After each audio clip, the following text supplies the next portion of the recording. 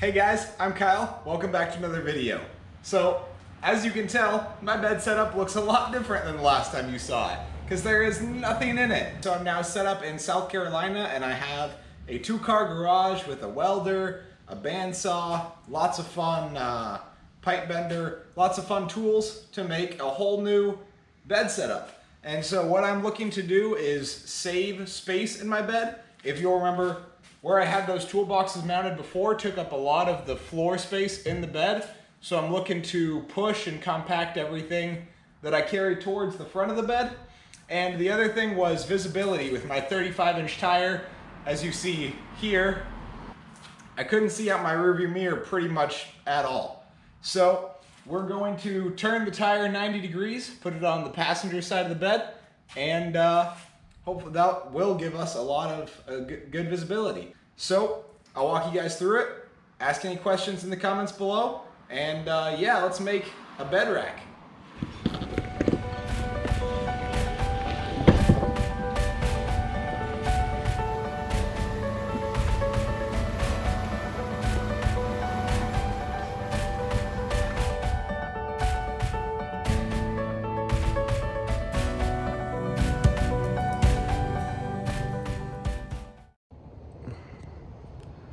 All right, so I just got back from the metal yard, and let me tell you, 10 footers in a 5-foot pickup bed, not the easiest thing. Took a little bit of thinking, a little bit of creativity. We got it figured out.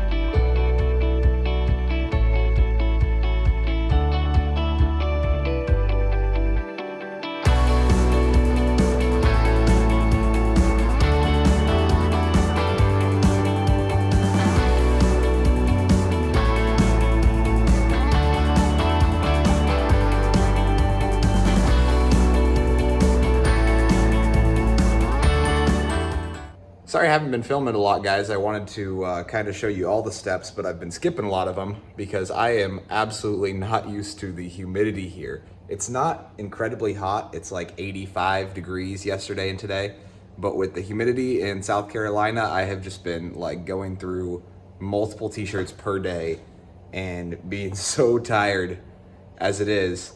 I just haven't been taking the extra time to set up the camera and film all the steps that I'm doing. So I'll catch you up with where we're at the start of day 2, and we'll go from there.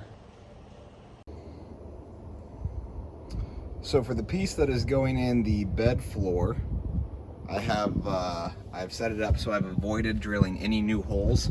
As you can see, I already have plenty of Rivnuts installed in my bed. More on those later, but I've just made these brackets to fit 4 of the existing holes and not drill any new ones. So that will be the base of the tire carrier strap. The top will be on the rack up there. And then these 4 tabs all have nuts welded to the bottom of them. And that will be where my toolbox mounts. So I've decided to make my toolbox out of plywood and just paint it really well, because metal is a lot of work and a lot of money. I was gonna be in the metal for the toolbox as much as I paid for all the angle iron and tubing to make all this. So trying to save money on this project. I'll make it out of plywood, and I think it'll turn out all right, but we will see at the end of the video.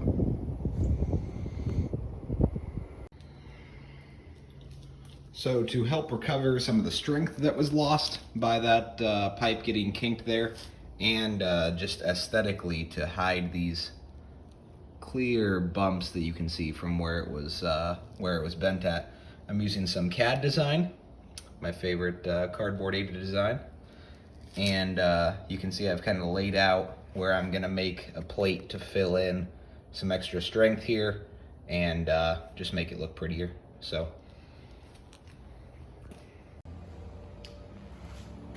as you can see, I've laid out here on my steel. I don't have any fancy tools for cutting plate like a plasma cutter or anything. So I'm cutting this all by hand with an angle grinder.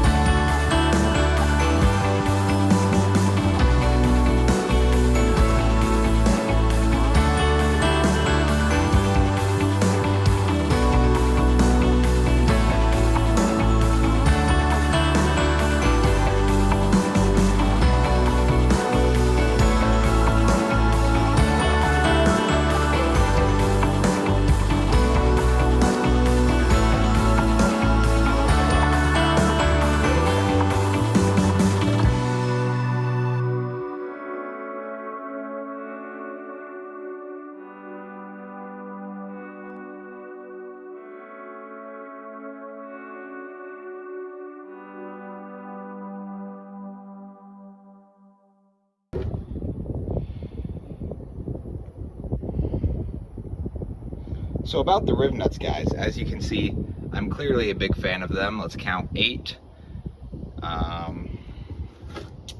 There, yeah, 4, 8, 9, 10, 11, 12, 13, 14, 15, 16, 17, 18, 19, 20, 20 Rivnuts that I have installed in my bed for just different variations of how my bed has been set up in the past. Originally, the toolbox was in that corner. Then there were 2 toolboxes there and there. The spare tire carrier has always been there. The gas tank was there. So I've used them a lot, and for the most part, they've been pretty good to me. But now, this one, when I went to take the gas tank off, did not come out, and so I was forced to use my angle grinder and cut through the bolt to get the gas tank mount out. And then when I was test fitting this bracket that I just showed you guys, I was putting one of them in and then it didn't back out. So what happens here is this Rivnut actually starts spinning on the sheet metal, and once that Rivnut spins on the sheet metal, it is game over. There is absolutely nothing you can do to get the bolt out of the Rivnut, and you're forced to cut the bolt and leave it like that.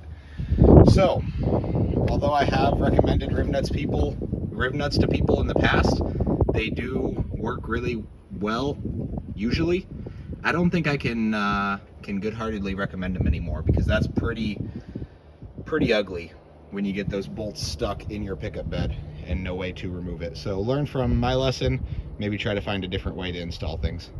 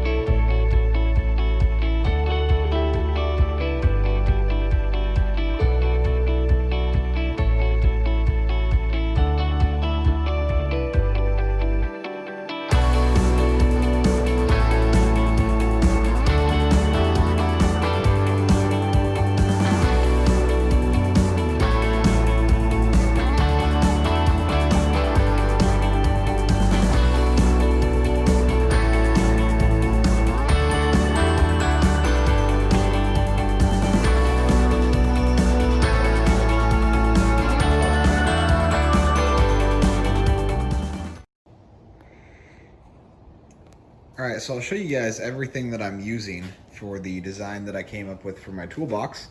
So if any of you guys would like to do something similar, you'll have an idea of what I used, and I'll let you know how it works out for me. So first thing we're gonna do now that we have the box and the lid painted is I'm gonna put my my strip around the edge of this that will seal it, or hopefully seal it to be watertight when I close it. So here is the seal that I bought for the top of it. It was the best quality rubber window seal at Home Depot. And that's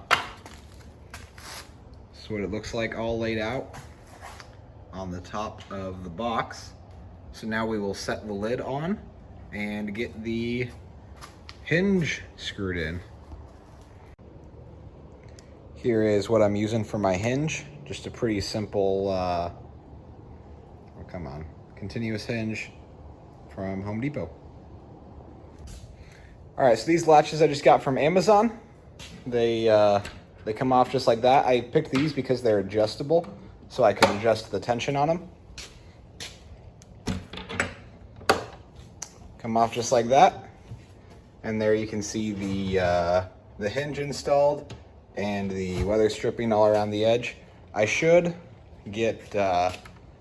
get two more, one for each side, because actually with how long the toolbox is, the hinge keeps the back edge sealed, the latches keep the front edge sealed, but right in the center there is no tension on the seal. So it's definitely not airtight. Probably watertight. I find it hard to imagine water getting in there, but since it is possible, I'll probably get two more of the hinges for the sides. I'll get it installed in the floor of the bed. You can see already when I made my rack system for the floor of the bed, I made the base of my toolbox at the same time, so I knew my holes would line up perfectly. I'll get it installed and we'll go from there. All right, guys, it's finished. Let's check it out. All right, so see if I can do this one-handed. Maybe, maybe not. Like I said, homemade project. So this is my system for holding the toolbox open. I just screwed 2 screws into a chain, and the chain hooks on that tab that I welded on there. So, all the space, and none of it's organized. One of the main reasons I built this box to the dimensions that I did was I was kind of tired of carrying a bottle jack, and I wanted a floor jack. So I made this box 28 inches on the inside for a 25-inch floor jack to fit inside of. Now I have, you can see I only have this thing half full. So I got some new tools. I got a Tecton tool roll. That's a whole socket set, like 8mm up to 22. So all the sockets that I would need, all the metric wrenches that I would need. There is my 12-volt air compressor. So I get to clear a lot of things that I usually have to carry in the cab. I get to clear them out of the cab and put them back here. I didn't calculate cubic space on this toolbox, but 22 wide, 22 tall, by 28 long. It holds a lot of gear. So you can see I have those holes there for attachment points for a ratchet strap or something. On that plate, I left 2 mounting holes, as well as welded a matching mounting plate on the other side, so that if I want, I can extend this to a full roof rack later. So there is the tire all strapped down, and it is held more securely than it was in my other mount. It pretty much does not move at all. There is the toolbox. I have added the latches on, one latch on both sides, so it is now completely watertight. You can't even, you can barely even see that trim piece squished in there, but definitely no water getting in there. And yeah, same story on this side. So I'm real happy with how it turned out. You can see I did gain some bed space. If you remember what it looked like before, I gained about a foot of bed space, and a lot more storage in that thing than in all of my previous toolboxes combined. So let me know what you think in the comments. Let me know what you think I should add. And yeah, thanks for checking out this video. Stay tuned for the next one.